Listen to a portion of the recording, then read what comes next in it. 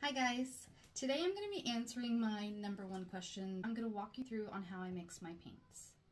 I'm going to be using Floetrol container. I like squeeze bottles. And then lastly, we have our paint. This is Liquitex. You can use really any brand of acrylic. You may have slightly different results depending on what brand you use. To get started, I like to first put in Floetrol. That way you don't have acrylic stuck to the bottom that you have to scrape and make sure you get all the sides. Now, we are looking for an about ratio. So I typically fill up my bottle, I would say like 2/3, a little bit over half, about there. I take my paint and I add about 1/3.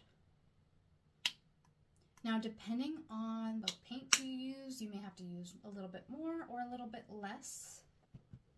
Now I just set it right in there. I mix it until it's completely incorporated.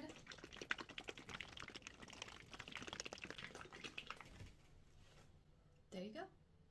I now have hot pink fluid paint. I hope you guys enjoy this and enjoy the recipe. If you have any specific questions, let me know. I'm happy to answer them. Bye. Happy painting.